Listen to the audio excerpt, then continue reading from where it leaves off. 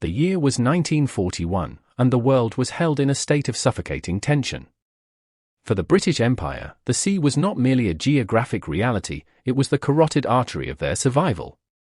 Every loaf of bread, every gallon of fuel, and every bullet required to resist the encroaching darkness of the Third Reich had to cross the unforgiving expanse of the Atlantic. But in the spring of that year, a shadow began to lengthen over those cold northern waters. It was a shadow cast by the most formidable weapon ever forged by Nazi Germany. The Bismarck. To understand the disaster that was to follow, one must first understand the psychological weight of the HMS Hood. She was known simply as the Mighty Hood, a battlecruiser that had served as the floating embassy of British prestige for over 2 decades. To the British public, she was unsinkable, a majestic symbol of an empire that still claimed to rule the waves. Her long, elegant lines and towering masts evoked an era of naval chivalry that was already dying. She was the largest warship in the world for 20 years, a mobile fortress of 15-inch guns and polished brass. But beneath that gleaming exterior, the Hood was a relic of a bygone philosophy. The tragedy of the Hood was written in her very blueprints, conceived in the desperate fires of the First World War. She was a battlecruiser, a class of ship designed by Admiral Jackie Fisher to prioritize speed and firepower over armor. The logic was simple: speed is armor. If a ship could outrun what it could not outfight, it would remain invincible. But the Battle of Jutland in 1916 had already exposed the lethal fallacy of this design. 3 British battlecruisers had vanished in cataclysmic explosions during that engagement, victims of plunging fire that pierced their thin deck armor and ignited their magazines. The Hood was supposed to be the corrected version of this flaw, but as she was rushed into service, the lessons of Jutland were only partially applied. By 1941, the Hood was tired. Her engines were worn, her hull was overloaded with additional equipment she was never meant to carry, and most critically, her horizontal protection remained dangerously thin.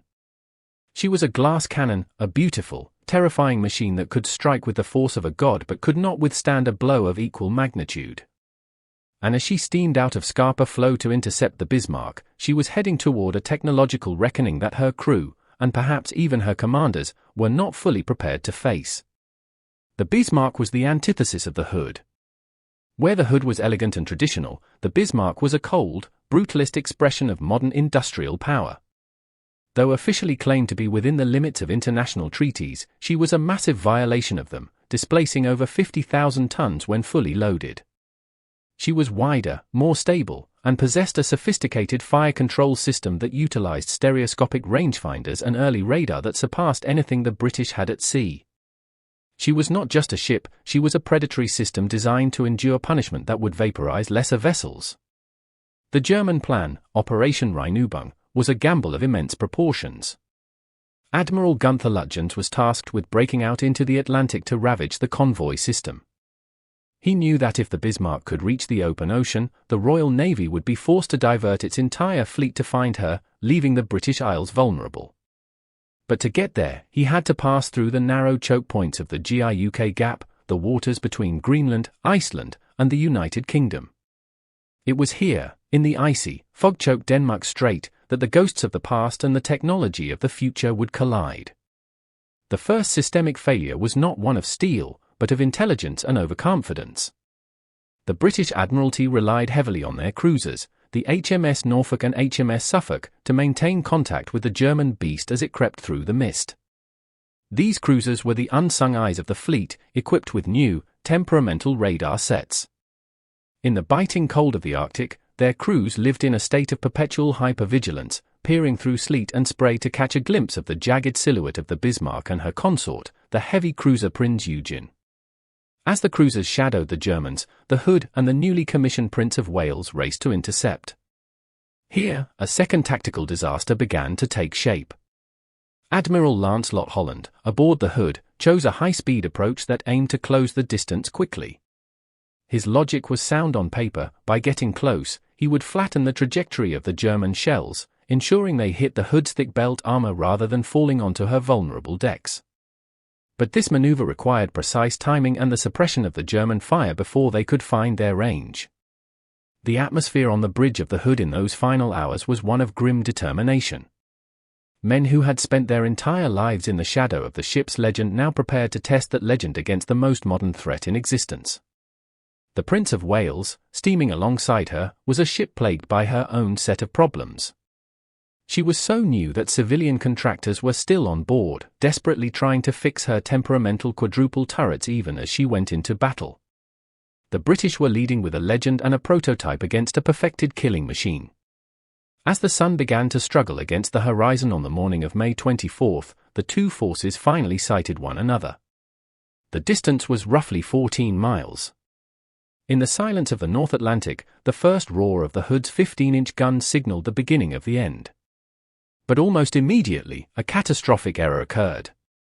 Due to the similar silhouettes of the German ships and the angle of the approach, Admiral Holland mistakenly ordered his ships to fire upon the Prinz Eugen, believing it to be the Bismarck. It was a confusion that wasted precious minutes that the Germans used with lethal efficiency to find the range of the British flagship. The Bismarck's gunnery officer, Adalbert Schneider, was a man of cold precision. He watched through his optics as the massive plumes of water from the British shells erupted far from his ship. He waited. He calculated. And then he gave the order to fire. The Bismarck's 38-centimeter gun spoke with a thunder that shook the very foundations of the German ship. The first salvos were close. The second were closer. On the bridge of the Hood, the officers realized their mistake and shifted their fire to the Bismarck, but the momentum of the battle had already shifted. A shell from the Prinz Eugen struck the Hood's boat deck, starting a fierce fire among the ready-use ammunition for the smaller anti-aircraft guns. A pillar of flame and thick, oily smoke rose from the center of the ship, making her an even more perfect target for the German rangefinders. Yet, the Hood continued to charge forward. She was closing the gap, her gun screaming in defiance. Admiral Holland ordered a turn to the port, a maneuver intended to bring his aft turrets into the fight and finally present his strongest armor to the enemy. It was at this precise moment, at 6:01 hours, that the world seemed to fracture. The Bismarck's fifth salvo had been fired just seconds earlier. One or more of those massive shells, traveling at supersonic speeds, arced through the grey sky and struck the Hood near her mainmast. In an instant, the structural compromise of 1916 met the reality of 1941. The shell pierced the thin deck armor and plunged deep into the aftermagazines, where hundreds of tons of cordite were stored. The explosion was not a mere blast, it was a volcanic eruption of such magnitude that it defied description. A terrifying pillar of fire, hundreds of feet high, tore through the center of the ship. The mighty Hood, the pride of the British Empire, snapped in two like a piece of dry kindling. Witnesses on the Prince of Wales watched in horrified silence as the bow of the ship rose out of the water, its guns firing one last, desperate salvo into the air, before the entire vessel vanished beneath the waves in less than 3 minutes. Of the 1,418 men on board, only 3 survived. They were plucked from the freezing water, tiny specks of humanity amidst a sea of oil and debris. The loss was so sudden, so total, that it sent a shockwave through the British Admiralty that bordered on paralysis. The symbol of their naval supremacy had been erased in a single heartbeat. The systemic failure was now a national trauma. The mighty Hood was gone, and the Bismarck was now loose in the Atlantic, seemingly invincible and shrouded in the mist of her own victory. But the story of the disaster did not end with the sinking of the Hood. It was the catalyst for a desperate, vengeful pursuit that would redefine the nature of naval warfare. The British response was no longer about strategy, it was about survival. The order was sent out to every corner of the ocean: sink the Bismarck. The hunt that followed was a masterpiece of naval coordination and a testament to the unsung heroes of the lower decks and the cockpit. The Bismarck had won the battle, but she had sustained a wound. A single shell from the Prince of Wales had struck her bow, contaminating her fuel and causing her to trail a long, telltale slick of oil. Admiral Lutyens was forced to abandon his raid and head for the safety of occupied France. It was a race against time, with the Royal Navy closing in from all directions. The cruiser Suffolk, using her radar with a tenacity that pushed the limits of the technology, refused to let the German giant slip away. The climax of the hunt did not come from the heavy guns of a battleship, but from the fragile wings of the past.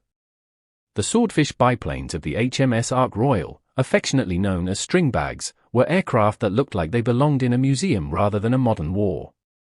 They were slow, open cockpit planes made of wood and fabric. Yet, in the fading light of a stormy Atlantic evening, these pilots flew into a wall of German anti-aircraft fire that was so intense the sky seemed to be made of lead. One torpedo, dropped by a pilot who refused to blink in the face of death, found its mark.